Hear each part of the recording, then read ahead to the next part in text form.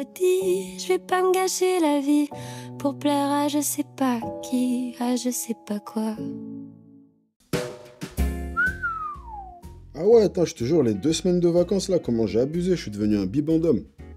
Gros, on dirait un rôti. Voilà, je suis devenu un plat de viande, je commence à avoir des bourrelets, je suis en train de dégouliner, les gens ils vont me surnommer Dégoulino. Gros, carrément, je vais devoir changer ma carte d'identité. Dans sexe, je peux plus mettre homme ou femme, je vais devoir mettre semi-remorque.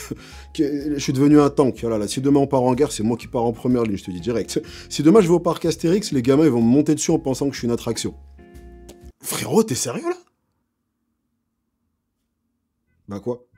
Je Betty, bonjour et bienvenue dans cette nouvelle vidéo spéciale Summer Body. Bon, et si vous vivez en région parisienne, de toute façon, cette année, le Summer Body il est annulé, hein. Il n'y a ni Summer ni Body, donc voilà, ce qui est pas plus mal parce que je sais qu'on était un certain nombre à pas vraiment être dans les temps, donc le Summer Body est décalé à l'année prochaine. Et avant que j'aille plus loin, je sais que quand je dis ce genre de truc, les sudistes, vous aimez bien nous narguer parce que chez vous il fait beau tout le temps, ok on sait, vous avez du soleil. Donc voilà, calmez-vous. Hein. Les sudistes, jusqu'à la fin de la vidéo, vous n'êtes pas autorisés à parler. Les seuls qui peuvent parler, c'est ceux qui vivent sous la pluie. Voilà, les autres qui ont le soleil, bah vous êtes trop heureux pour vous permettre de pouvoir parler.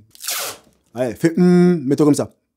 Bon, par contre, même si vous avez du scotch sur la bouche à la fin de la vidéo, si vous aimez ce que vous avez vu, n'hésitez pas à délicatement caresser le bouton like et à me faire un petit coucou en commentaire. Ok la team, donc comme je te le disais, cette année le Summer Body s'est loupé pour tout un tas de personnes. Et parmi toutes ces personnes, t'en as une qui a décidé de partager son Summer Body loupé. Sauf que dans son cas, c'est revenu en plein dans sa gueule quand toute une flopée de gens sur internet ont décidé de s'énerver en la traitant d'hypocrite. Cette personne est nulle autre que Miss France 2015, j'ai nommé Camille Serre. Que je connaissais pas, hein, voilà, je vais pas faire le mytho, je suis incapable de te citer 3 Miss France. Par contre, je suis un expert en Summer Body, donc je suis quand même légitime. Donc, Camille Serre est une femme de 29 ans. Elle est reine de beauté, mannequin, créatrice de lingerie et animatrice française. Je suis juste en train de lire Wikipédia. Et donc, c'est dans ce contexte que Camille Serre a fait un post la semaine dernière sur Instagram, qui est celui que je t'ai mis en introduction de cette vidéo, dans lequel elle est assise sur du plancher en lingerie. D'ailleurs, il faut que je note l'idée quelque part parce que je suis convaincu que si je faisais un photoshoot en lingerie, le résultat final serait phénoménal. Et donc, le post est visiblement fait pour promouvoir sa marque de lingerie qui s'appelle Pomme Poire. Mais en soi, prendre des photos en lingerie, c'est un truc qui est devenu plus que classique sur Instagram. Parfois, c'est même à croire que c'est obligatoire d'être en lingerie sur Instagram tellement tout le monde est à poil. Genre, si demain tu postes une photo et que t'es un peu trop habillé, Instagram va pas l'accepter et refuser de la publier. Mais là, on s'égare du sujet principal. Là, dans le sujet qui nous intéresse, ce qui a vraiment attiré l'attention des gens et donné naissance au buzz qui nous réunit tous aujourd'hui, c'est la description du post. Dans la description, Camille écrit: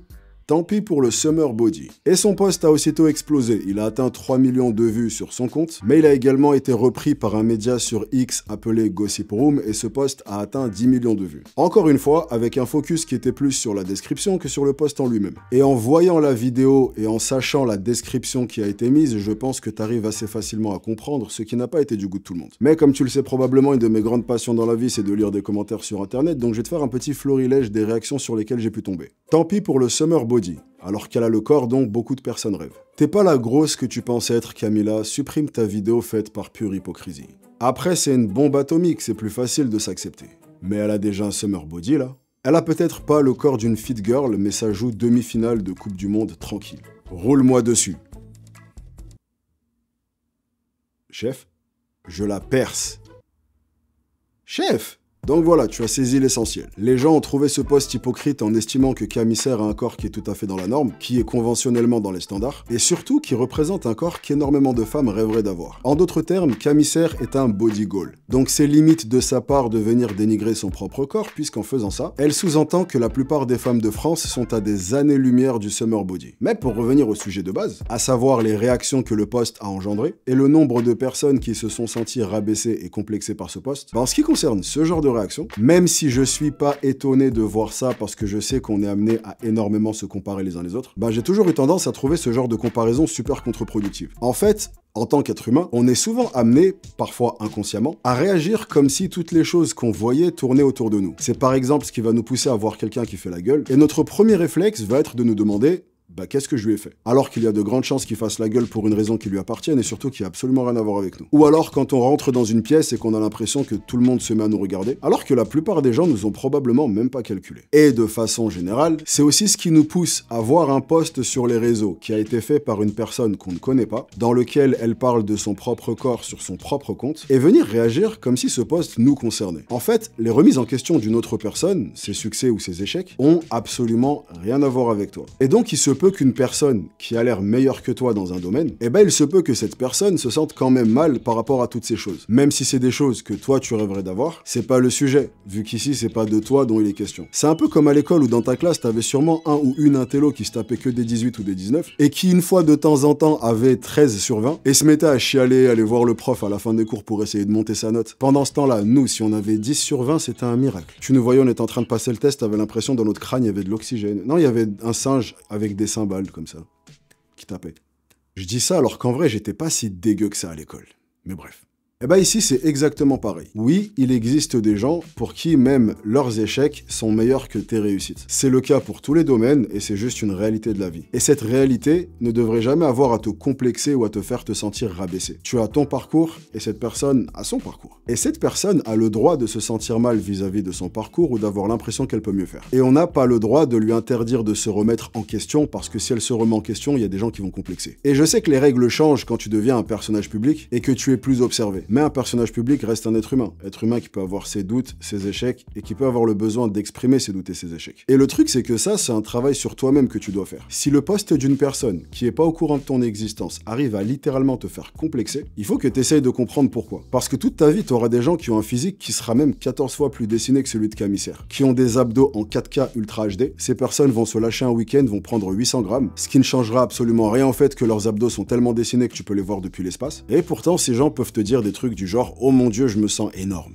Et le fait que cette personne se sente énorme à cet instant T lui appartient et ça n'a absolument rien à voir avec toi, même si son énorme est un physique que tu rêverais d'avoir. Ici, c'est exactement pareil. Camille Serre est une ancienne Miss. Elle a gagné un concours qui récompense la personne qui est la plus proche des standards de beauté. Donc même si son physique actuel représente ce que plein de femmes voudraient, surtout après avoir eu un enfant, il faut garder à l'esprit qu'elle est passée d'un corps de Miss à son physique actuel. Donc, selon ses propres standards et selon ses propres attentes à elle, son physique actuel n'est pas un summer body. Et elle a le droit d'estimer que ce physique est en dessous du physique qu'elle a eu avant. Et c'est tout à fait son droit d'avoir ce regard sur elle-même. En fait, personne n'a le monopole du complexe ou de la remise en question. Tout le monde peut connaître différentes phases avec son physique, et c'est un parcours qui nous est propre. Et avant qu'on me fasse la réflexion, je sais pas quelle est la part de sincérité dans le poste de Camille, et quelle est la part de stratégie marketing pour s'associer un peu à l'acceptation de soi. Mais dans tous les cas, c'est pas important, parce que l'on parle de ce poste-là ou que l'on parle d'un autre poste du même style, j'ai vu beaucoup de personnes poster des avant-après ou de simples photos d'eux et vu énormément de gens qui venaient s'énerver suite à ce post parce que du coup ça les renvoyait un peu à leur propre image d'eux-mêmes. Donc ce que j'ai dit c'est en réalité valable pour ce phénomène de façon globale, pas juste ce poste en question. Mais la conclusion à tout ça, c'est que bien qu'il soit toujours bien de chercher de l'inspiration auprès d'autres personnes, il y a une très grosse différence entre être inspiré et se comparer. Se comparer ne sert absolument à rien. Tu as tes propres circonstances et les autres ont leurs propres circonstances. Donc reste focalisé sur ton propre parcours et surtout n'exige jamais des autres qui viennent se calquer sur ton expérience. Camille Serre est une femme superbe et énormément de femmes aimeraient lui ressembler, mais ça n'enlève rien au fait qu'elle a le droit de se sentir moins bien à un instant T. Et on n'est pas en droit d'exiger qu'elle se taise parce que ça peut faire complexer des gens. Si elle avait activement cherché à rabaisser les autres, ça serait différent. Mais ici, c'est pas le cas. Elle fait un post où elle parle d'elle-même et de personne d'autre qu'elle-même. Il y a juste des gens qui ont décidé de se sentir impliqués dans un post qui n'avait absolument rien à voir avec eux. La réussite ou les échecs de quelqu'un d'autre ne devraient jamais te renvoyer à tes propres réussites et à tes propres échecs. Ce que j'essaye de dire avec tout ça, c'est que malgré ce que plein de gens pensent, tout ce qui se passe sur Internet n'est pas à propos de toi. Voilà. Bon allez, vidéo terminée, je me casse. Merci à vous d'être resté avec moi pendant toute la vidéo. Si vous êtes encore là, commentez lingerie. D'ailleurs, j'en profite pour vous annoncer que suite à mon photoshoot, j'ai décidé de lancer ma propre marque de lingerie. Bien sûr, je serai le modèle pour toute la gamme parce que qui mieux que moi peut porter de la dentelle. Il me manque juste un nom à trouver, donc je vais me pencher dessus. Si vous avez des propositions, n'hésitez pas. À l'instar de pomme poire, moi j'ai pensé à un truc du genre fruit de la passion mangue. Ça sera un peu long sur l'étiquette, mais vas-y, on va gérer. Bref, allez, j'arrête de vous embêter, on se retrouve très vite. Si d'ici là je vous manque, vous pouvez regarder cette vidéo en cliquant juste ici. Et si jamais tu nous rejoignais pour la première fois et que tu aimerais qu'on se revoie, tu peux t'abonner en cliquant juste là. Moi je vous chope sur la prochaine, soyez sexy. Peace! Man, hey! Najmi team, so you sexy, yeah, yeah, man, yeah, man.